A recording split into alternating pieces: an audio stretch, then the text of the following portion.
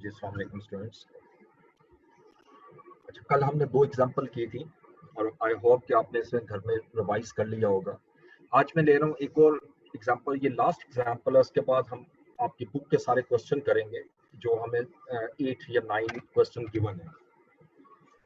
अच्छा, ये एग्जांपल जो मैंने ली है ये बेसिकली एग्जाम स्टाइल है कि एग्जाम में हम इसको कैसे वो पेपर में दे रहा होता है और कैसे इसको सॉल्व किया जाता है। तो अब एग्जांपल 7 देखें।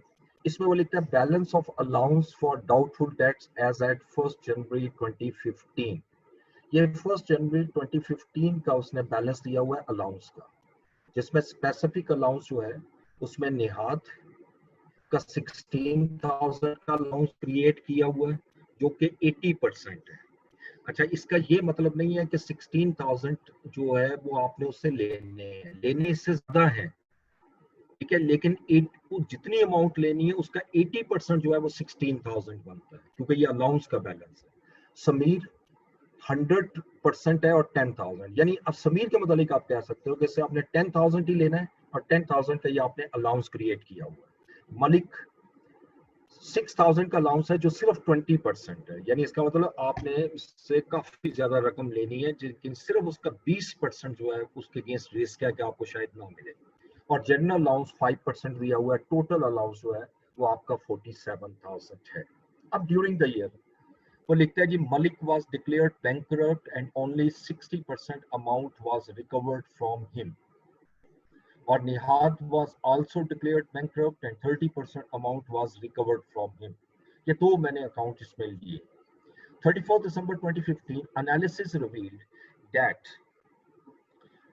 Salim, who owed 15,000, is in financial difficulties and it is decided to create provision of 75%. ये specific हो गई। Zahir owed 9,000 and 80% allowance is to be created, ये भी specific हो गई।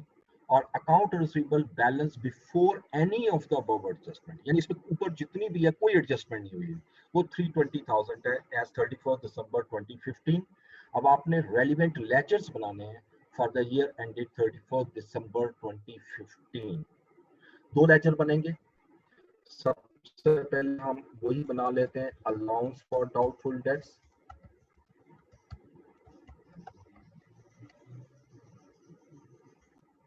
और इसका लेजर ओपन कर लेते हैं, ठीक है। डेट, डिस्क्रिप्शन या particulars, rupees, date, description and rupees, ये क्रेडिट साइड आ गई।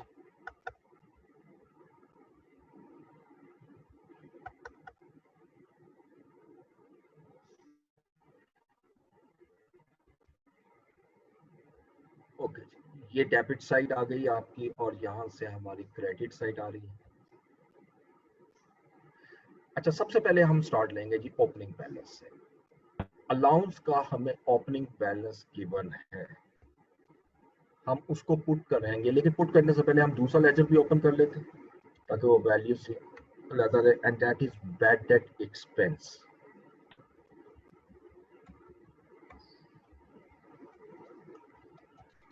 Bad debts. अच्छा, अब यहां से स्टार्ट करना शुरू करते हैं, जैसे जैसे जो चीज आती जाएगी हम डिस्कस करते जाएंगे। ओपनिंग बैलेंस दिया हुआ है और ये डिटेल में फिलहाल मुझे जाने की जरूरत नहीं है क्योंकि टोटल अलाउंस जो है वो कितना है, 47,000। This is the opening balance. तो ये क्रेडिट साइड पे आएगा 1 जनवरी 2015। यहाँ मैं लिख देता हूँ बैलेंस BD और ये अमाउंट आएगी 47,000।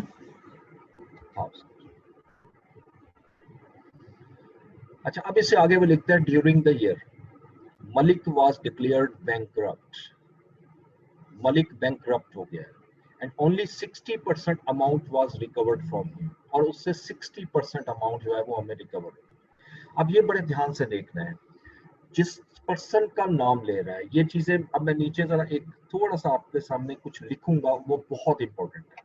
पहली चीज ये देखनी है, if a person was declared bankrupt and specific allowance was has been created in last year। ठीक है, तो आप क्या करोगे? ये पहली सिचुएशन में ला रहा हूं। जरा इस लाइन को दोबारा पढ़ते हैं। Malik was declared bankrupt, Malik bankrupt हो गया। यहां पढ़िएगा, if a person was declared bankrupt. ठीक हो गया, ये समझ आ गई कि मलिक को बैंकरप्ट डिक्लेयर कर दिया। जैसे ही बैंकरप्ट उसने लिखा, मैंने फौरन देखना है क्या इसके against specific allowance last year में क्रिएट हुआ था। Answer is yes. ठीक है ना, देखो मलिक बैंकरप्ट हो रहा है और इसके अगेंस्ट स्पेसिफिक अलाउंस मौजूद है। अब यहाँ पर आपको डिफरेंट सिचुएशन फेस करनी पड़ेगी। पहली सिचुएशन क्या है, वो यहीं से मैं उठाता हूं जैसे दी हुई है। Allowance amount, allowance was less than, was more than, sorry, was greater than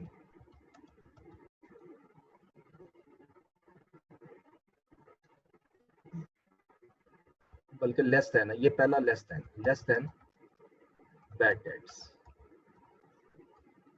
loss. ये पहली सिचुएशन है। अब इसको मैं जरा डिटेल में यहां लिखूंगा, आपको समझाने के लिए लिखूंगा इस चीज को। मलिक के अगेंस्ट मलिक अलाउंस कितना है, ये देखिएगा। बोलिएगा, आप मुझे बताएं कितना अलाउंस क्रिएट किया हुआ है मलिक का। जी एनी स्टूडेंट, मलिक का हमने कितना अलाउंस क्रिएट किया हुआ? 6000। 6000। ये देखो क्वेश्चन के अंदर गिवन है मलिक का जो अलाउंस है वो 6000 है। ये मलिक का अलाउंस है 6000 रुपीज, 6000। और लॉस कितना है? Bad debt loss, bad debt loss 40% हो रहा है। 40%। और 40% किस अमाउंट का? अब ये भी तो देखना है, ठीक है ना। 40% किस अमाउंट का? 6000 का नहीं, 6000 तो अलाउंस है। पहले 6000 से टोटल अमाउंट। जी सर यही कह रही थी, टोटल अमाउंट। टोटल अमाउंट का। अच्छा, अब टोटल अमाउंट कैसे निकलेगी? ये 6000 की जो अमाउंट दी हुई है ना, इसको पहले 100/20 कर दो। 100/20 मैंने क्यों किया? क्योंकि ये जो 6000 की अमाउंट है ये 20% है किस अमाउंट का? रिसीवेबल का। तो रिसीवेबल 100% हुआ। अब अगर इसको कैलकुलेट करो तो ये 30,000 आ गया। ये लॉस नहीं है प्लीज, ये 30,000 उससे मैंने लेने थे। अब आपने बिल्कुल ठीक कहा कि 40% रिकवर्ड हो गया, तो 40% 60% रिकवर्ड हो गया, तो 40% लॉस है। तो लॉस की अमाउंट कितनी आ गई? 30,000 का 40% अगर आप लें तो 12,000। ये अब आप जरा ऊपर वाली लाइन को इससे लिंक करें। अलाउंस है 6000, बैड डेट्स है 12,000। तो ऊपर मैंने क्या लिखा हुआ? Allowance was less than bad debt loss. ये अलाउंस बैड डेट लॉस से कम है। ऐसी सूरत हाल में क्या करेंगे? अब चूंकि बैड डेट हुआ है, मैं डेबिट करूंगा अलाउंस को, लेकिन कितनी अमाउंट से डेबिट कर सकता हूँ? यकीनी बात है जितना अलाउंस है उससे ज्यादा नहीं कर सकता, 6000 से। ठीक है, इसके अलावा मैं डेबिट करूंगा जो लॉस हुआ है। लॉस कितना है मेरा? वो बैड डेट डेबिट हो गए, बैड डेट एक्सपेंस। लॉस मेरा 12,000 का, 12,000 का, लेकिन इसमें 6,000 तो अलाउंस था ना, तो 6,000 को मैंने अलाउंस के अगेंस्ट एडजस्ट किया, और 6,000 के अगेंस्ट कोई अलाउंस नहीं है, तो बैड डेट एक्सपेंस जो है वो भी मेरा 6,000 ही आएगा। यानी ये टोटल 12,000 होना चाहिए, टोटल लॉस 12,000 होना चाहिए। इसमें 6,000 का लॉस मैं पिछले साल रिकॉर्ड कर चुका हूँ। जब अलाउंस क्रिएट करते हो ना तो लॉस रिकॉर्ड हो जाता है, तो 6,000 का रिकॉर्ड कर चुका हूँ, और 6,000 का मैं मजीद लॉस रिकॉर्ड कर रहा हूँ, और इसके अगेंस्ट क्रेडिट होगा अकाउंट्स रिसीवेबल, और अकाउंट रिसीवेबल एक्चुअल अमाउंट से होगा जो कि 12,000। ये याद रखना है पहली चीज। इससे पहले ये चीज हमने नहीं पढ़ी थी, क्योंकि इससे पहले स्पेसिफिक अलाउंस इस तरह दिया नहीं हुआ था। जब एक एक पर्सन का स्पेसिफिक अलाउंस हो और उसको वो लिख रहा हो कि बैड डेट हो गए, तो फिर आपने ये सिचुएशन देखनी है। मैं दूसरी सिचुएशन अभी नहीं लिखूंगा, जो ऐसे जैसे सर सिचुएशन। जी सर ये बैड डेट लॉस तो हमारा 12,000 था, आपने 6,000 क्यों लिखा है सर? क्योंकि 6,000 का अलाउंस पहले से क्रिएट हो चुका हुआ है पिछले साल। जब अलाउंस आप क्रिएट करते हो, मलिक के अगेंस्ट अलाउंस क्रिएट कर चुके हो, तो बैड डेट उस साल में रिकॉर्ड हो चुका है। पिछले साल में रिकॉर्ड, अगर मैं सीधा 12,000 का रिकॉर्ड कर लूंगा तो डुप्लीकेशन हो जाएगी, डबल रिकॉर्ड हो जाएगा। 6,000 का 6,000 का ये वाला जो अमाउंट है, ये ऑलरेडी मेरा अलाउंस रिकॉर्ड हो चुका है। जब अलाउंस रिकॉर्ड होता है तो उसकी एंट्री क्या करते हो, बैड डेट डेबिट और अलाउंस क्रेडिट। इसका मतलब कि ये जी 6,000 का आप बैड डेट लॉस रिकॉर्ड कर चुके हैं, ठीक हो गया। एक्चुअल लॉस में एग्री करता हूँ 12,000 हुआ है, लेकिन 6,000 का मैं रिकॉर्ड कर चुका हूँ और 6 का मैं मजीद करूंगा। अगर ये 10,000 होती है अमाउंट, फर्ज कीजिएगा, तो फिर मैं 6,000 यहाँ डेबिट करता और 4,000 यहाँ डेबिट। 4,000। ठीक है ठीक हो सर। गया, समझ आ गई बात? जी ओके, सर। Thank you. अच्छा, अब इस अमाउंट को पोस्ट करते हैं लेजर में। जब लेजर में पोस्ट करूंगा तो ये दोनों जगह पे आएगा, देखो ना, अलाउंस भी डेबिट होना और बैड डेट भी, दोनों जगह डेबिट करूंगा। और डेट 31 दिसंबर ले लो, कोई मसला नहीं, आखिरी डेट लेते हैं। और यहाँ मैं लिखता हूँ अकाउंट रिसीवेबल, और इसके साथ जरा नाम लिख लीजिएगा ताकि जेन में रहे, ये मलिक का है। एग्जाम में भी लिख सकते हो ये नाम। और 6,000 मैंने अलाउंस के अगेंस्ट कर दिया और 6,000 मैंने बैड डेट के अगेंस्ट कर दिया। यानी 6,000 का लॉस ऑलरेडी रिकॉर्ड हो चुका था, वो अलाउंस पे चला गया, और 6,000 का मेरा रिकॉर्ड नहीं हुआ था, वो बैड डेट्स में चला गया। ये एंट्री मेरी मुकम्मल है। और क्रेडिट होगा रिसीवेबल, वो तो बनाना नहीं है इसमें क्योंकि क्लोजिंग बैलेंस गिवन है। ठीक है जी। अब इसी तरह आइएगा निहात की तरफ। निहात बहुत अच्छा, निहात के मुतालिक आपने पहले यही देखना है, ये बैंकरप्ट हो रहा है, ये वही चीज, if a person was declared bankrupt, निहात was declared bankrupt and specific allowance has been created in the last year.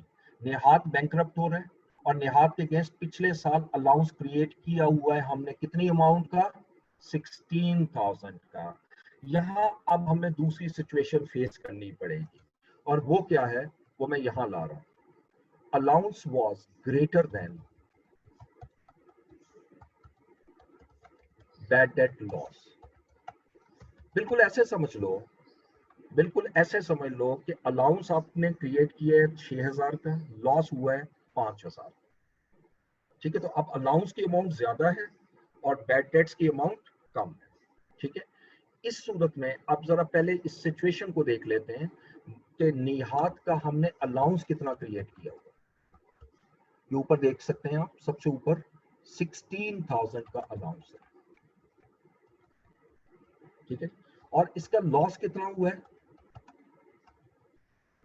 Bad debt loss कितना हुआ है इसका, वो भी देख लेते हैं। अच्छा, अब वो लिख रहा है Nihat was also declared bankrupt and 30% amount was recovered from him. अब हमने उससे 30% अमाउंट रिकवर हो रही है, तो 70% लॉस हुआ।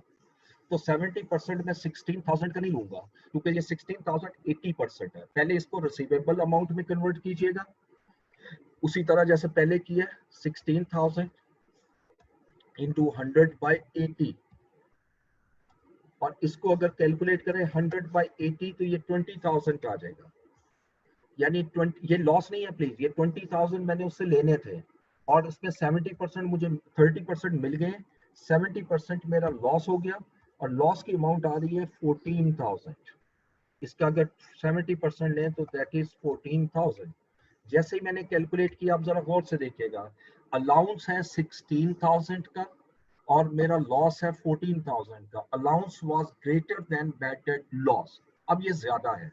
अब मैं क्या करूंगा, मैं डेबिट अब भी करूंगा अलाउंस को, लेकिन कितनी अमाउंट से, 16 से या 14 से। ठीक है, तो मैं 16 से करूंगा क्योंकि देखो जिस वक्त वो पर्सन बैंकरप्ट हो गया तो उसका अलाउंस खत्म कर देना है। ठीक है, मैंने इसको हमेशा जितना अलाउंस क्रिएट किया उससे कर दिया, लेकिन मेरा लॉस जो है वो तो 14 हुआ है, और मैं पिछले साल 16 का लॉस रिकॉर्ड कर चुका हूँ। पिछले साल मैं 16 का लॉस रिकॉर्ड कर चुका हूँ। इसका मतलब पिछले साल का एक्सपेंस ज्यादा रिकॉर्ड हो गया, कितनी अमाउंट से, 2,000 से। तो अब मैं क्रेडिट करूंगा बैड डेट को, अब डेबिट नहीं करूँ। बैड डेट एक्सपेंस क्रेडिट होगा कितनी अमाउंट से, दोनों के डिफरेंस से, 2,000 से, और क्रेडिट होगा अकाउंट रिसीवेबल। अकाउंट रिसीवेबल उसी तरह क्रेडिट होना, उसमें कोई फर्क नहीं है। अकाउंट्स रिसीवेबल वो एक्चुअल लॉस से होना है और वो है 14,000। ठीक है, अब पहले और इस एंट्री में सिर्फ एक फर्क आया, और वो क्या, पहले बैड डेट डेबिट इसलिए किया था कि हमारा पिछले साल लॉस कम रिकॉर्ड हुआ था, हमने मजीद लॉस रिकॉर्ड कर दिया। जी सर ये दोबारा बता दें, बैड डेट एक्सपेंस 2000 कैसे? जी जी वही बोल रहा हूँ, अगर आप गौर कीजिएगा मैं दोबारा बोल रहा हूँ। मैं पिछले साल को कंपेयर इसलिए कर रहा हूँ कि ताकि माइंड में रखिए कि वहाँ डेबिट क्यों किया था और यहाँ हम क्रेडिट क्यों कर रहे हैं। पिछले साल हमारा लॉस हुआ था 12,000, डेटा आपके सामने है 12,000 का। हमने देखा कि 6,000 का लॉस तो मैं पिछले साल रिकॉर्ड कर चुका हूँ, तो 6,000 का तो हमारा अलाउंस क्रिएट हुआ है, तो इट मींस कि 6,000 का लॉस मेरा मजीद हो गया है। भाई जब मजीद लॉस होगा, लॉस तो हमेशा डेबिट होता है ना, तो हम उसको डेबिट कर दें। ठीक हो गया पिछली एग्जांपल में, नंबर 1 केस में। नंबर 2 केस में हुआ ये है कि मेरा लॉस हुआ है 14,000 का, और मैंने जब चेक किया तो मैं 16,000 का लॉस पिछले साल रिकॉर्ड कर चुका हूँ। 16,000 का लॉस मैं पिछले साल रिकॉर्ड कर चुका हूँ, तो अब मैं कह सकता हूँ ना पिछले साल का लॉस ज्यादा रिकॉर्ड हो गया। जब ज्यादा रिकॉर्ड हो गया तो मैं 2,000 की रिवर्सल करूंगा, यानी अब मैं लॉस को कम करूंगा। जब लॉस कम होगा तो नेचुरली बैड डेट डेबिट नहीं हो सकते, वो क्रेडिट, इसलिए यहाँ पर क्रेडिट। ठीक है, अब इस एंट्री को जब मैं पोस्ट करता हूँ तो अलाउंस डेबिट हो करूंगा 16। सर एक क्वेश्चन था सर, यहाँ पे अलाउंस को हम डेबिट क्यों कर रहे हैं? इसलिए कर रहे हैं कि आपका जब कस्टमर जिसके अगेंस्ट अलाउंस क्रिएट किया था, जब कस्टमर ही खत्म हो गया यानी बैंकरप्ट हो गया, तो फिर उसका अलाउंस का बैलेंस भी खत्म हो जाना चाहिए। एक चीज आपके अकाउंट में रही नहीं है तो जिस उसकी वजह से जो अकाउंट क्रिएट होगा वो खत्म हो जाए, इसलिए अलाउंस हम खत्म कर रहे हैं। Okay sir.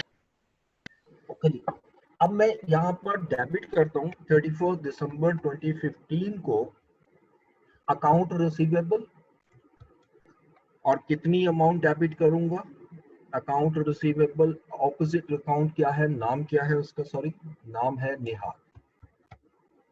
ठीक है, और हमने अलाउंस को डेबिट करना 16,000 से, ये मैंने 16,000 से डेबिट कर दिया। लेकिन दूसरी तरफ मैं बैड डेट को क्रेडिट करूंगा, अभी जैसे हमने डिस्कशन की, ये क्रेडिट होगा, और यहाँ पर क्रेडिट मैं करूंगा अकाउंट रिसीवेबल के थ्रू, अलाउंस के थ्रू नहीं। ठीक है, मैंने पहले अकाउंट रिसीवेबल में लेके गया, अकाउंट रिसीवेबल 2,000 नेगेटिव हुआ, वो नेगेटिव इसके अगेंस्ट एडजस्ट कर दिया, ये 2,000 यहाँ पर आ गया। ठीक है, अच्छा अब ये दो सिचुएशन हो गई, तीसरी सिचुएशन भी मैं आपसे डिस्कस करता हूँ, इस क्वेश्चन में नहीं।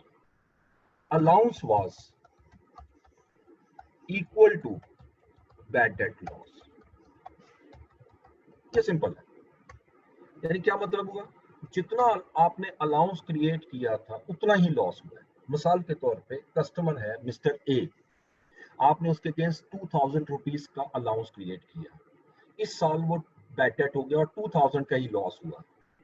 जब आपका अलाउंस और लॉस की अमाउंट इक्वल होगी तो फिर तो बैड डेट में जाएगा ही नहीं ना। बैड डेट में कब जा रहा है, ऊपर दो सिचुएशन में देखें, जब आपका अलाउंस कम होगा बैड डेट से या अलाउंस ज्यादा होगा, जब दोनों इक्वल हो रहे हैं तो नेट इफेक्ट जीरो आता है। इस सूरत में सिंपल आपने सिर्फ अलाउंस को डेबिट करना है और क्रेडिट करना है, यहाँ अमाउंट तो नहीं लिखूंगा क्योंकि वो ये इस क्वेश्चन से रिलेट नहीं कर रहा, और क्रेडिट करूंगा अकाउंट्स रिसीव। अब आएगा आखिरी चीज, if a person was declared bankrupt and no specific allowance has been created in last year। ठीक है, अब एक पर्सन वो लिखता है जी मिस्टर जमाल बैंकरप्ट हो गया, ऊपर जो लिस्ट दी होती है अलाउंस की वहां देखते हैं आप, वो कहते हैं यहाँ तो नाम ही नहीं है मिस्टर जमाल का, इसका मतलब मिस्टर जमाल के अगेंस्ट पिछले साल आपने कोई लॉस रिकॉर्ड नहीं किया। ये वेरी सिंपल। फिर तो आप सिंपल एंट्री करते हो जो पहले पढ़ते हैं, डेबिट करते हो बैड डेट एक्सपेंस को और क्रेडिट करते हैं अकाउंट्स रिसीवेबल। ये चार सिचुएशंस होती हैं मैक्सिमम, इसके मुताबिक आपने सारा का सारा डाटा लेकर चलना होगा। ठीक है, ओके। ओके, अब आइएगा क्वेश्चन की तरफ दोबारा। देखो ये दोनों एंट्रीज मैं रिकॉर्ड कर चुका हूँ, मलिक भी रिकॉर्ड हो गया, इन डिटेल हमने डिस्कशन की, नेहात भी रिकॉर्ड हो गया, इसको भी इन डिटेल डिस्कशन की। अब आइएगा साल के एंड पे। साल के एंड पे वो कह रहा है कि 2 कस्टमर के अगेंस्ट स्पेसिफिक अलाउंस क्रिएट करना है, राइट। अब इसकी अलाउंस की वर्किंग बनाएंगे जो हमने पढ़ी है। अब ये कंप्रीहेंसिव वर्किंग है अलाउंस की, allowance for doubtful dates.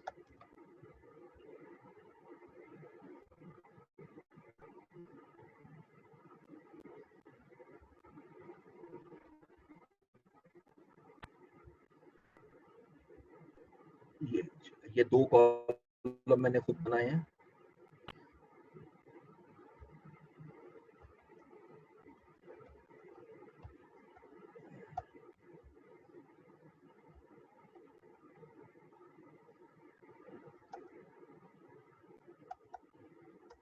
Okay,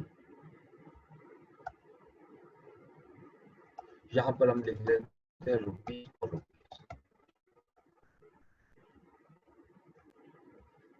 अच्छा, हमने जैसे स्टार्ट किया था, पहले लूंगा मैं अकाउंट्स रिसीवेबल। अकाउंट रिसीवेबल कितने हैं? देखो, account receivable balance before any of the adjustment was 320, ये 320 के आगे। अच्छा, ये क्लियरली लिख रहा है बिफोर एनी एडजस्टमेंट। तो एडजस्टमेंट्स ये 2 हुई हैं, मलिक वाली और नेहात वाली, ठीक है। ये दोनों अमाउंट पहले इसमें से माइनस कर दो क्योंकि वो बैड हो गए, लेस बैड डेट्स, इसको कहते हैं ना टू बी रिटन ऑफ। ये अब हमने राइट ऑफ कर दिया। इसमें 2 है मलिक। अब मलिक की अमाउंट कितनी बनती थी और नेहात की कितनी बनती, वो ऑलरेडी हम कैलकुलेट कर चुके हैं। ये देखो, ये एंट्रीज हमने की है। ये अकाउंट रिसीवेबल मलिक के केस में 12,000 है, नेहात के केस में 14,000 है, ठीक है। तो आप इसको बैड डेट्स को यहाँ लिख दें 14,000 और 12,000 और 14,000 जो बैड हुए हैं। अब ये इस चीज को छोड़ दें, अलाउंस के अगेंस्ट हुए हैं या बैड डेट, वो डेबिट इफेक्ट है। आपने सिर्फ देखना है कि अकाउंट रिसीवेबल कितने बैड हुए। ये टोटल जो बैड हुए वो 26 है। ये पहले मैं माइनस कर दूं। माइनस करने के बाद मेरे पास रिसीवेबल कितने आ गए जी, इसको लेस करें 294,000। अब इसके बाद हम इसमें से लेस करेंगे specific customers, specific customer balances less करते। अब स्पेसिफिक कस्टमर कौन से? क्लोजिंग। अब क्लोजिंग में देखें तो 2 कस्टमर आ रहे हैं, एक आ रहा है सलीम और एक आ रहा है जहीर, राइट। लेकिन आपने इसको पहले नहीं लिखना, ये चीज हमेशा याद रखनी। पहले ओपनिंग में जाएं। ओपनिंग में कौन कौन नाम है? 3 नाम है। निहात, निहात जो है उसकी डिस्कशन हो चुकी है, यानी वो बैंकक्रप्ट हो गया, खत्म हो गया। मलिक बैंकक्रप्ट हो गया, खत्म हो गया। अब रह गया समीर। समीर के अगेंस्ट उसने कुछ नहीं लिखा हुआ, ना ये लिखा है कि हमें पैसे मिल गए हैं, ना लिखा है कि वो बैंकक्रप्ट हो गया। तो समीर का अलाउंस सेम इसी तरह लेकर आना है। 10,000 का अलाउंस है और 10 और 100% है, इसका मतलब रिसीवेबल अमाउंट भी 100% है। तो ये हमेशा याद रखना है, पहले आपने ओपनिंग बैलेंस से उसको उठाना है जिसकी डिस्कशन नहीं की गई। ये 10,000 हो गया समीर।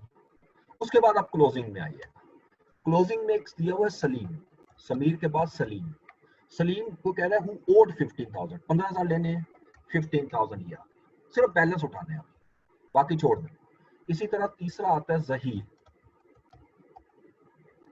जहीर के आपने कितने पैसे लेने हैं? 9,000। अब इसको टोटल कर लें, इसको टोटल किया तो 25 और 9 34, ये भी माइनस हो जाएगा। इसको माइनस इसलिए कर रहे हैं कि इसमें स्पेसिफिक अलाउंस क्रिएट हो। अब लेस करके जो आएगा वो रिमेनिंग रिसीवेबल्स आ जाएंगे और रिमेनिंग रिसीवेबल आए 260,000। अब मैं अलाउंस क्रिएट करता हूँ नीचे, यहां से अब आगे अलाउंस आ जाएगा। अब मैं पहले बेशक जनरल अलाउंस ले लें। अब जनरल अलाउंस कितना निकलेगा? 5%। ऊपर देखिएगा 5% है, लेकिन 5% किस अमाउंट का? ये 260,000, 260,000 का 5%। और ये बन जाएगा आपके पास 13,000। ये जनरल अलाउंस आया। अब स्पेसिफिक अलाउंस क्रिएट करना है। स्पेसिफिक अलाउंस, अब स्पेसिफिक अलाउंस किस किस के अगेंस्ट करना है? ऊपर 3 नाम है, तीनों पहले मैं लिख लेता हूँ। तीनों के अगेंस्ट क्रिएट करना है। कितना अलाउंस क्रिएट करना है ये क्वेश्चन में देखना है। समीर की तरफ आइएगा, समीर का ऊपर पड़े 100%, यानी जितनी अमाउंट है सारा अलाउंस क्रिएट कर दो। तो समीर का अलाउंस तो आ गया 10,000। यहाँ अलाउंस की अमाउंट लानी है। ऊपर बैलेंस लिखे थे। सलीम का यहाँ पे डाटा में देखिएगा, सलीम से 15,000 लेने। It is decided to create provision of 75%। तो सलीम की जो प्रोविजन है वो 75% बनेगी किस अमाउंट का? 15,000 का। अब अगर मैं 15,000 का 75% लेता हूँ, ये आता है 11,250। उसके बाद जहीर से आपने 9,000 लेने हैं और 80% अलाउंस क्रिएट कर, तो 7,200 हो गया। ये मेरा स्पेसिफिक अलाउंस आ जाएगा। इसको जब प्लस करूंगा, ये 21 और 7 28,450 इज द स्पेसिफिक अलाउंस। अब दोनों को प्लस कर लें, this is the allowance balance, जिसको सीडी बैलेंस कहते हैं। अब इसको प्लस किया, 41,450 मेरा अलाउंस का बैलेंस आ चुका है और यही मेरा फाइनल रिजल्ट है। इसको मैं बोल्ड कर रहा हूं। ये जो क्लोजिंग बैलेंस निकला है ये अलाउंस अकाउंट का क्लोजिंग बैलेंस है, अलाउंस का क्लोजिंग बैलेंस है। तो अलाउंस का क्लोजिंग बैलेंस इस साइड पे आएगा और यहाँ इसको मैं लिख देता हूँ बैलेंस कैरी डाउन और इसको रेफरेंस दे देते हैं वर्किंग नंबर 1। और कितना अलाउंस है? 28,400 एंड नहीं सॉरी, ये अगले पेज पे चला गया। 41,450, ये देखिए 41,450 हमारा क्लोजिंग बैलेंस है। इसको कैलकुलेट करने के बाद अब इसको क्लोज करते हैं। अलाउंस की क्रेडिट साइड ज्यादा है डेबिट साइड, इसको पहले टोटल करते हैं। इसका टोटल आ रहा है 63,450। ठीक है, ये 63,450 यहां ले आते हैं। अब कितना डिफरेंस क्रिएट हुआ? 16,450। ये जो 16,450 की अमाउंट आ रही है ये हम ट्रांसफर कर देंगे किसको? बैड डेट्स को, बैड डेट्स एक्सपेंस। और बैड डेट एक्सपेंस में यही अमाउंट में डेबिट कर दूंगा और यहां लिख दूंगा अलाउंस और अमाउंट आएगी 16,450। अब मैं बैड डेट्स को क्लोज कर देता हूं। इसकी भी डेबिट साइड ज्यादा है, 22,450। यही 22,450 की अमाउंट आई। अब इसमें से 2,000 लेस कर दें तो 20,450 की जो अमाउंट आ रही है that will be transferred to SOCI, statement of comprehensive income.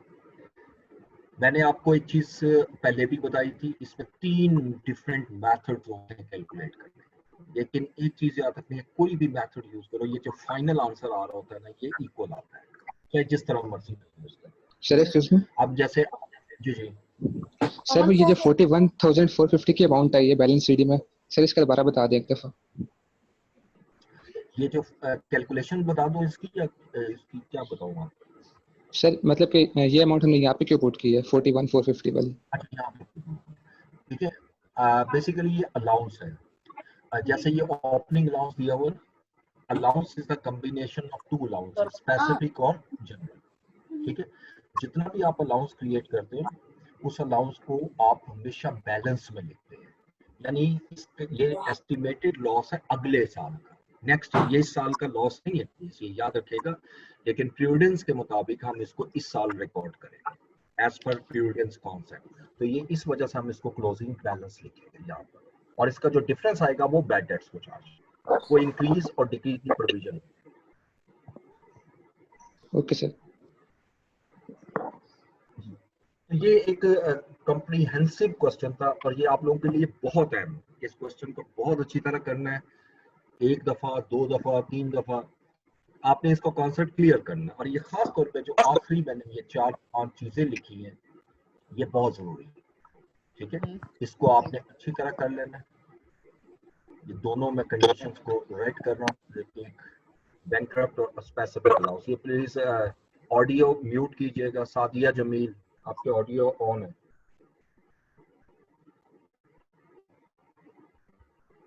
Okay, अब आइएगा क्वेश्चंस की तरफ। अब आपकी सर बुक के क्वेश्चंस देख लेते हैं जी। सर ये जो आपने if a person was declared bankrupt and specific allowance has been created in the last year, sir इसमें जो सेकंड केस है निहात का, तो सर जब इसमें बैड डेट एक्सपेंस के अंदर आप बैड डेट एक्सपेंस के लेजर के अंदर जब हम पुट कर रहे थे तो सर ऑपोजिट अकाउंट तो सर इसमें अलाउंस बनता है, आपने अकाउंट रिसीवेबल यूज किया है।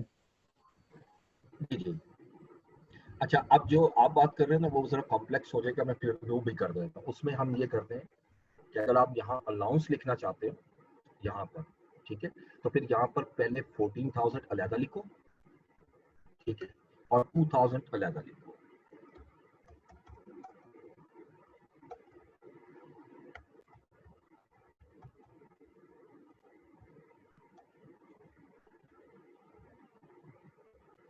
ये लीजिए, अब यहाँ मैं लिखूंगा बैड डेट्स। समझा रही बात? ये असल में ऑल्टरनेट मेथड्स होते हैं, इसमें कोई फर्क नहीं पड़ता ऑपोजिट अकाउंट। वो तो शुरू में हम जरूर पढ़ते हैं, लेकिन इसमें 2 तरीकों से एंट्रीज की जा सकती है। और ये मैंने दूसरा मेथड यूज कर दिया। मैंने डेबिट 16 किया अलाउंस में, लेकिन चूंकि मेरा अलाउंस जो है वो 14 था, 16 था और लॉस हुआ 14, तो 14 मैंने लगा लिखा जो रिसीवेबल के अगेंस्ट जाएगा, और 2000 का मैं रिवर्स कर रहा हूँ, इसको कहते हैं रिवर्स। ये रिवर्स कर रहा हूँ अगेंस्ट बैड डेट 2000। इस तरह कर लो। एग्जामिनेशन में एक क्वेश्चन आया हो, उसने इसी तरीके से किया जैसे मैंने अभी किया आपके साथ, ठीक है। सर इसी तरह सर फिर इसी तरह हम बैड डेट एक्सपेंस में भी क्रेडिट साइड पे करेंगे। बैड डेट एक्सपेंस की क्रेडिट साइड पे आप अलाउंस लिखोगे, अकाउंट रिसीवेबल नहीं लिखोगे। वो 2000 जो है ना, ये वो अमाउंट, वो अकाउंट रिसीवेबल तब लिखोगे जिसका पहला मेथड था, वो नेट ऑफ मेथड। ये ग्रॉस मेथड होता है, यानी अलग अलग एक अमाउंट को शो करना, वो नेट कर दिया था मैंने, ठीक है जी ठीक हो गया सर, थैंक यू। तो दूसरी एक चीज मैं फर्दर आपको अगर थोड़ा नॉलेज के लिए बता दूं, एग्जामिनर जो है ना, ये दोनों मेथड होते हैं। अब एग्जामिनेशन में अगर आपने ऑपोजिट अकाउंट दूसरा लिख दिया तो वो गलत नहीं करेगा, लेकिन ये ना हो कि कोई और ही अजीब से अकाउंट लिख दें जो उधर है ही नहीं उस एंट्री, फिर तो वो कई बात है गलत होगा। तो इससे वो नहीं फर्क पड़ेगा और ना ही वो इसके मार्क्स काट है। अमाउंट्स आपकी जो रिफ्लेक्ट हो रही है ना वो करेक्ट होनी चाहिए, ठीक है, टोटल जो इफेक्ट है वो करेक्ट होना चाहिए। ये जो मैंने आपका सामने निकाला ये मेरा लास्ट आंसर है, ये मेरा फाइनल आंसर है।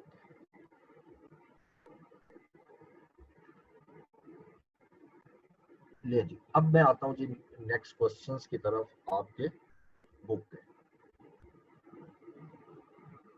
आपके बुक के मैंने ये 3 क्वेश्चन पहले सिलेक्ट किए हैं। 1 2 बेशक ना करो, वो कुछ भी नहीं है, बिल्कुल हल्के हल्के से हैं। ये भी आसान है, मतलब, लेकिन फिर भी ये है कि यहाँ से मैंने लिया कि थोड़ा सा यहाँ पर रिवीजन हो जाए कि जितना आपने पढ़ा है। अब ये हमने जो शुरू में जो मेथड्स किए थे जहाँ स्पेसिफिक अलाउंस नहीं था, ये वो भी है इसमें, ठीक है। तो ये जो आखिरी स्टेप मैंने आपको कराया है ये कम्प्रीहेंसिव स्टेप है, जहाँ पर आपको एक एक पर्सन के साथ अलाउंस दिया हो, ठीक है। तो हर क्वेश्चन को हम जरूरी नहीं है कि इस तरीके से करेंगे, वो जैसा डाटा होता है उसके मुताबिक डिसाइड करते हैं। इसलिए ये प्रैक्टिस जब करेंगे आपको खुद समझ में आएगा किस क्वेश्चन को हमने किस तरीके से करना है। सो वेल, इसको देखते हैं। पहला क्वेश्चन है मेरे सामने नेल्सन। ये आपकी बुक का पेज नंबर बनेगा 219। ओके, अब इसमें basically Nelson makes allowance for doubtful debts at varying percentage based on statistical analysis and level of outstanding trade receivable. The result of this policy for the latest 3 year is as follows. ये आखिरी 3 साल है, 2010, 11 और 12। इसमें मैं 3 चीजें दी हुई हैं। पहली दी हुई है trade receivables at the year and, before adjusting any bad debts. ठीक है जी। ट्रेड रिसीवेबल जो है वो आपको दिया हुआ है before adjusting any of the bad debts, bad debt adjust करने से पहले, यानी इसका मतलब है जिसमें बैड डेट माइनस नहीं हुए। ओके, नेक्स्ट लिख लिया estimated bad debts, accounts in liquidation, ये एस्टिमेटेड बैड डेट्स। ठीक है, ये 3 सालों के बैड डेट्स जिसको bad debt to be written off कहते हैं। डाउटफुल डेट्स अलाउंस 5%, 6% और 7, हर साल वो नया अलाउंस क्रिएट कर रहा है। और doubtful debts allowance as on 1 January 2010 was 10,000, यानी जब 2010 स्टार्ट हुआ था उस वक्त अलाउंस आपका 10,000 था, और उसके बाद फिर साल के एंड पे, पहले साल के एंड पे 5% होगा, फिर 6% होगा, फिर 7.5% होगा। रिक्वायरमेंट देखिए, right up the bad debt expense account and doubtful debt account for the each of the 3 year, 3 साल का डेटा है, or show the relevant extract from the statement of financial position for each of the 3 years, or extract banana statement of financial position. Let's start.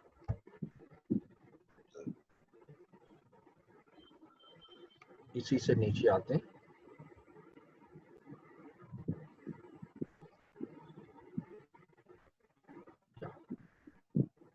Example number 3, example नहीं, I think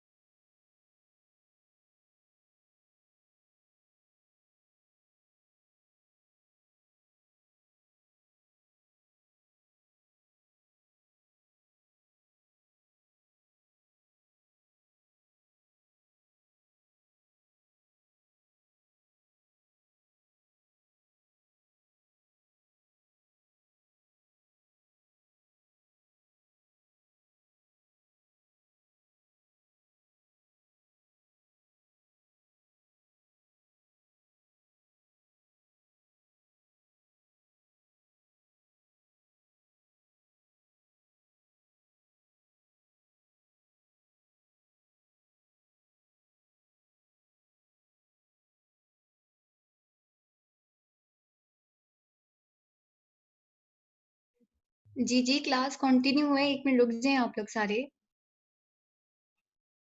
attendance नहीं लगवानी है आप लोगों ने? Sir आ जाएंगे अभी 5 minute में, रुक जाएं।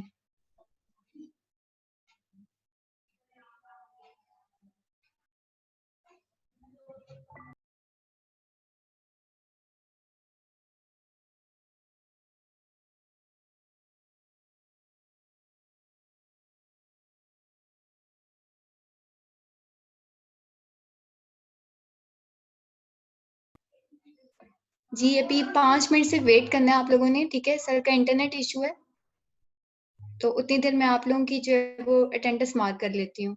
Okay.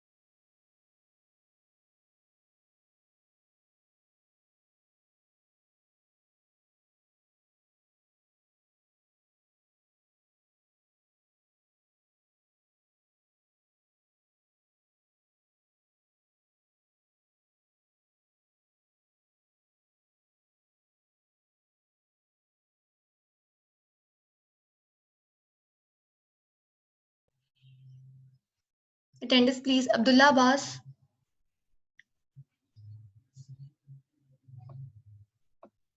Ahmed Ali. Present, ma'am. Alvina Iman.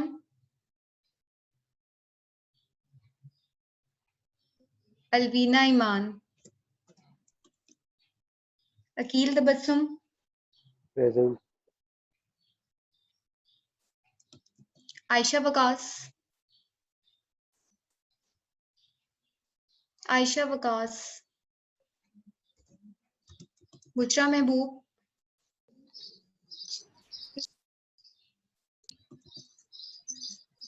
ठीक है Bushra. Farrukh Hameer. Present ma'am. Hammad Zafar. Present. Haseeb Pervez. Present, ma'am. Iqra Riaz. Iqra रियाज.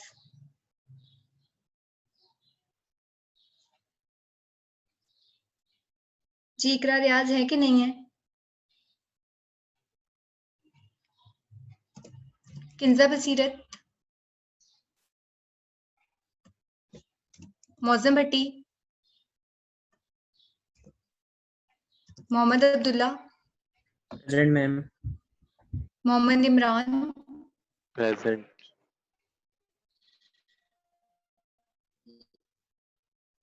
Mohammad Imran Tayyab. Present, ma'am. Mohammad Imran Tayyab. Present, ma'am.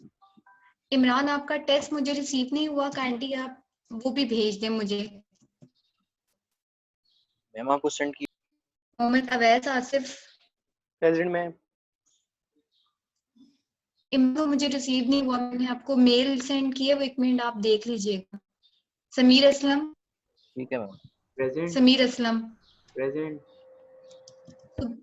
ठीक है. सुभान भट्टी. अच्छा ये लीव पे हैं. Taimur Shahid. Present. Umar Jawad. Umar Jawad. Mohammad Uzair Mahmood Minhas. Present. Mohammad Wasif Saqib. Sadia Jameel. Present, ma'am. Present. Sadaf खालिक. Okay. Sadaf Khaliq. Saman Aftab. Present ma'am. Sameer Ali. Sameer Ali. Suhaib Khalid. Talha Waris. Present, ma'am ma'am. Sohaib present है. मैम सोहेब प्रेजेंट है. ठीक है जी, ठीक है. Taufiq Riaz. Present, ma'am. Usama Hafeez. Ma'am. Wajid Habib. Wajid Habib. Zaryab Bakht. Yes ma'am present. Okay. किसी की ऐसी अटेंडेंस जो कि एब्सेंट मार्क हो गई हो, देख लें एक दफा. ये ठीक कीजिएगा. समीर प्रेजेंट है और सुहेब एब्सेंट है. सर कौन है प्रेजेंट है? समीर प्रेजेंट है और सुहेब एब्सेंट है. आपने उल्टा कर दिया इसको. सर दो है ना, समीर असलम है और एक समीर अली है. समीर अली प्रेजेंट है ओके. और आई थिंक सुहेब एब्सेंट है. ओके. मैम सोहेब का हैंड फ्री खराब है, वैसे प्रेजेंट है. अच्छा कर दें इसको भी प्रेजेंट. ठीक हो गया. ठीक है. और समीर अली. ठीक हो गया सर. सर आप शेयर कर लें. हाँ जी बस ठीक है, मैं कर लेता.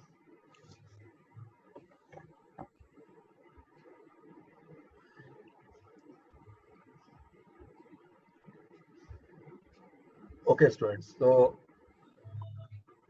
फाइल ओपन कर लेते हैं जो लास्ट टाइम ओपन की थी.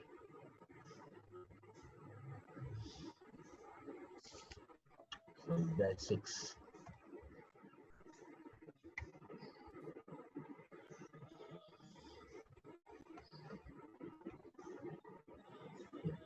और क्वेश्चन ओपन कर लेते हैं.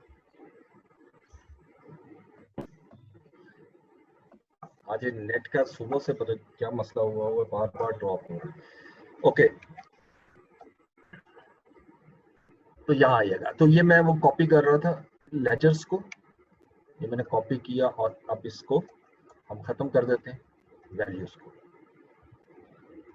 और दूसरा हम लेजर ओपन करते हैं अलाउंस का।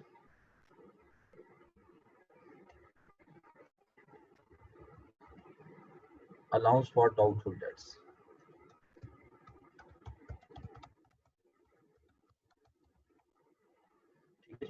अच्छा, अब क्वेश्चन में आएंगे तो स्टार्ट करेंगे यहाँ से। देखिए, सबसे पहले मुझे डाउटफुल डेट्स का ओपनिंग बैलेंस चाहिए 2010 का, जो कि है 10,000। तो ये क्रेडिट बैलेंस होगा 1 जनवरी 2010, और ये गिवन है बैलेंस, तो मैं यहाँ लिख देता हूँ बैलेंस BD, और बैलेंस जो है मेरे पास गिवन है 10,000, ये 10,000 बैलेंस। अब आइएगा 2010 की ट्रांस, सिर्फ 2010 को अभी देखना है। ये ट्रेड रिसीवेबल है, इसको छोड़ दें। एस्टिमेटेड बैड डेट्स जो है वो 1860 है। अब देखें, वही अगर मैं उसी प्रिंसिपल पे आऊं, ये वाला, if a person was declared bankrupt. अब ये तो कोई नहीं बताया कौन डिक्लेयर हुआ है। जब कुछ भी नहीं बताया हुआ तो फिर आपने सिंपल बैड डेट्स में ले जाना, फिर कोई मसला नहीं है, ठीक है। अब इसको आप डेबिट करोगे बैड डेट्स में, तो 31 दिसंबर 2010 को मैं यहाँ ऑपोजिट अकाउंट लिखूंगा, यहाँ पे लिखूंगा अकाउंट रिसीवेबल, ऑपोजिट अकाउंट, ठीक है। और अमाउंट कितनी बनेगी 1860। यहाँ तो नेम गिवन ही नहीं है, ठीक है, तो यहाँ पर कोई मसला नहीं, अलाउंस में नहीं लेके जाना। अलाउंस में तब लेके जाना है जब उसके अगेंस्ट कोई स्पेसिफिक अलाउंस होगा, जो कि इस क्वेश्चन में है ही नहीं। तो ये वही पुराना जो हम मेथड करते हैं वो ये वही है, बैड डेट्स में चार्ज कर दिया। ओके, ये चार्ज करने के बाद अब वो कहता है कि डाउटफुल डेट का अलाउंस क्रिएट कर दो 5%। वेरी सिंपल, ये भी जनरल अलाउंस है, स्पेसिफिक है ही नहीं। तो इसके लिए अब छोटी सी वर्किंग नीचे बना लेते हैं, working 1, allowance for doubtful dates, बल्कि हम यहीं से उठा लेते हैं वर्किंग, इतना सा हिस्सा काफी है।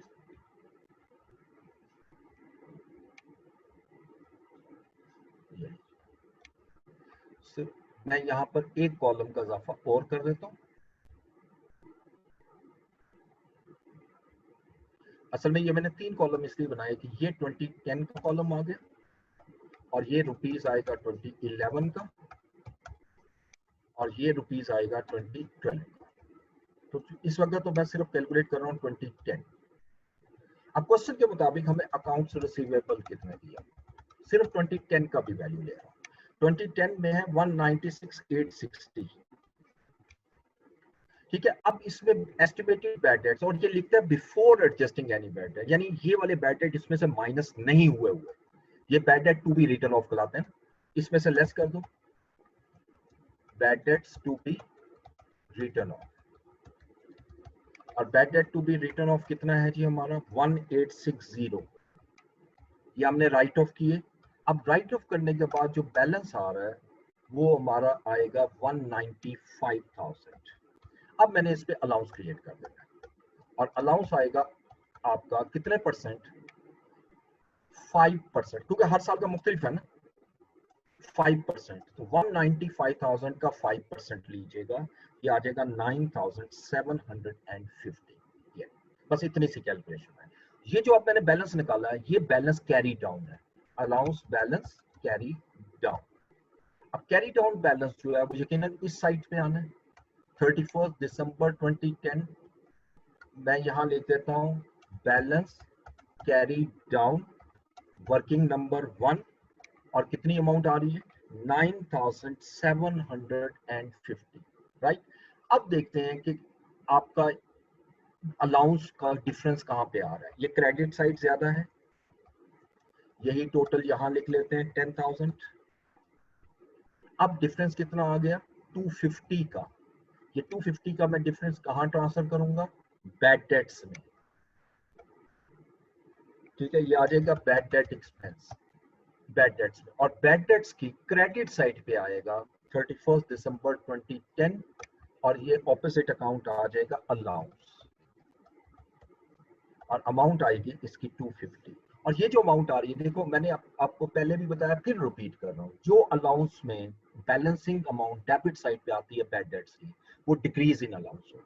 अब देखो ओपनिंग अलाउंस 10,000 था, क्लोजिंग 9750, तो ये अलाउंस डिक्रीज हो रहा है। तो बस आपको इंक्रीज डिक्रीज नहीं भी पता ना, तब भी आप कर लेते हो क्वेश्चन। ऐसा नहीं है कि मुझे इंक्रीज और डिक्रीज मस्ट चाहिए इस मेथड में, ठीक है। तो आप सिंपली आपने कैलकुलेट किया। अब जो इसको बैलेंस कर लेते हैं, इसका टोटल डेबिट साइड का ज्यादा है, यही टोटल आएगा 1860, यही टोटल मैं इसको इस साइड पे पोस्ट करता हूं।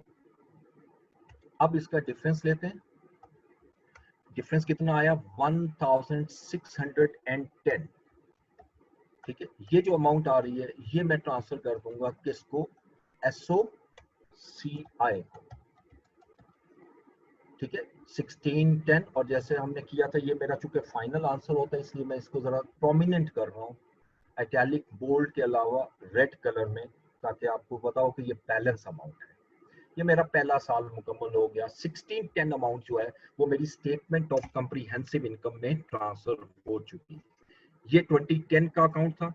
अब इसी को आगे लेके जा रहा हूँ 2011 में। जो पिछले साल का क्लोजिंग बैलेंस था वो अगले साल का ओपनिंग बैलेंस आ जाएगा।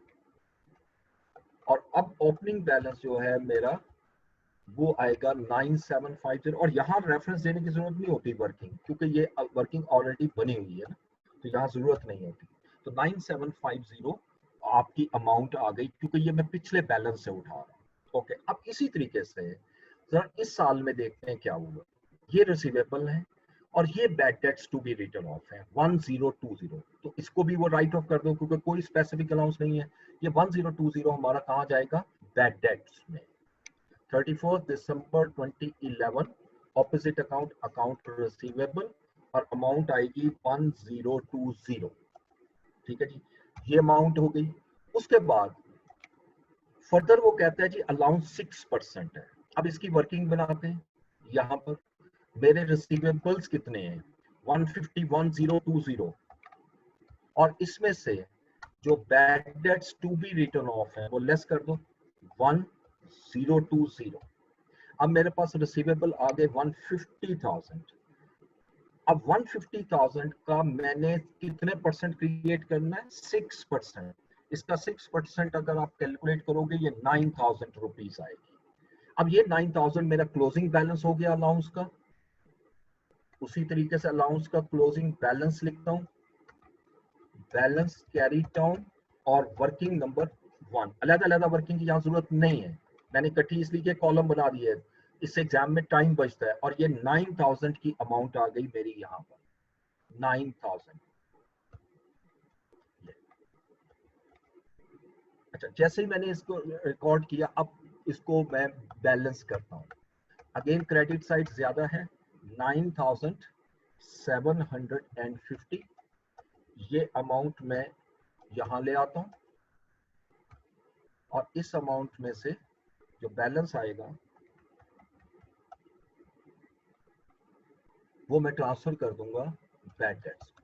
अगेन ये डिक्रीज इन अलाउंस है, ठीक है जी। ओपनिंग 9750 था और क्लोजिंग 9,000 है, तो फिर डिक्रीज हो रहा है। ये भी बैड डेट्स की क्रेडिट साइड पे जाए, यहाँ डेबिट है तो बैड डेट्स की क्रेडिट साइड पे लिखूंगा, और यहाँ ऑपोजिट अकाउंट आ जाएगा अलाउंस, और ये अमाउंट आएगी 750,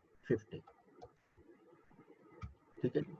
अच्छा, जैसे मैंने इसको रिकॉर्ड किया, अब मैं इसको बैलेंस कर लूंगा। अगेन डेबिट साइड इसकी ज्यादा है 1020, और अलाउंस यही टोटल यहाँ लिखा 1020। लिखने के बाद अब मैंने इसको बैलेंस करना है 31 दिसंबर 2011 को, और बैलेंस जो आएगा वो मेरा ट्रांसफर होगा SOCI को। कितना बैलेंस बन रहा है जी 270। अब ये जो अमाउंट आ रही है ये अगेन SOCI को मेरी ट्रांसफर हो गई। SOCI में ये एक्सपेंस बनेगा, क्योंकि ये यहाँ क्रेडिट है, तो SOCI में ये डेबिट हो गई। ये 2 साल कंप्लीट हो गए। अब तीसरे साल की तरफ जाएंगे और तीसरे साल को कंटिन्यू करते हैं यहाँ से, और इसको मैं आगे ले जाता हूँ और थर्ड ईयर में पहले ओपनिंग बैलेंस लाते हैं 1 जनवरी 2012 और इसका ओपनिंग बैलेंस जो पिछले साल का क्लोजिंग बैलेंस था वो इसका ओपनिंग हो जाएगा यानी 9000। ठीक है जी। अब देखें इसकी ट्रांजैक्शन में नेक्स्ट देखें, इसमें रिसीवेबल दिए और बैड डेट्स हैं 6020, तो ये बैड डेट में ले जाएं 31 दिसंबर 2012 6020।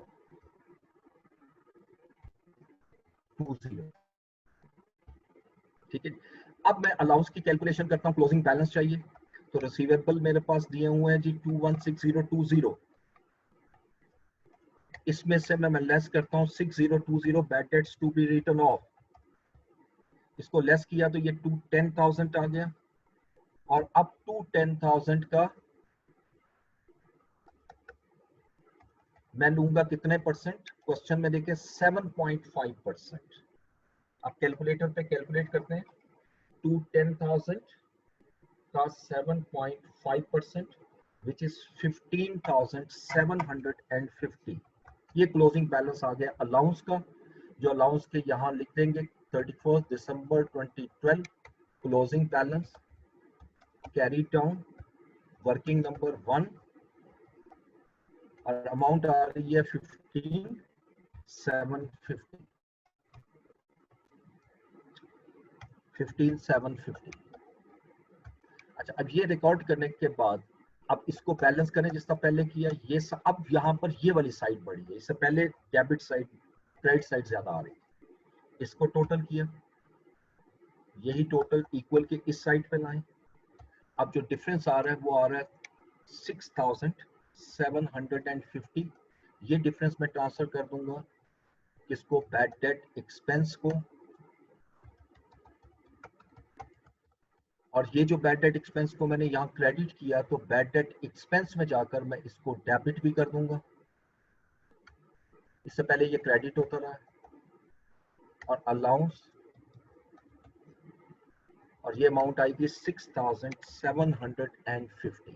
अब इसकी दोनों साइड डेबिट साइड पे आ रही हैं और ये जितनी अमाउंट टोटल आएगी बनेगा 12,770। ये अमाउंट कॉपी करके यहाँ ले आते हैं, यही टोटल आया और यहाँ पर बैलेंस 12,770 ही आएगा। ठीक है, और ये बैलेंस मैं ट्रांसफर कर दूंगा SOCI को,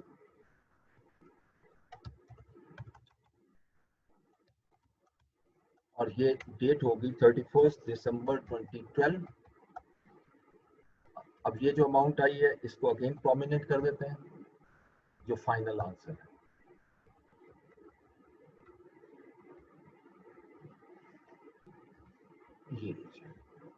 ये मैंने क्वेश्चन कर दिया आपके सामने सारा।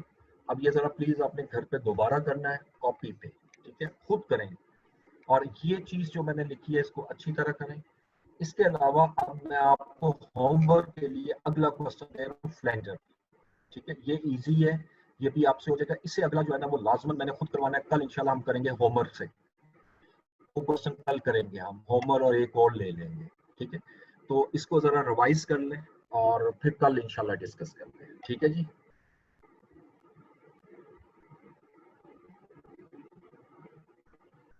थैंक यू सो मच, अल्लाह हाफ़िज़।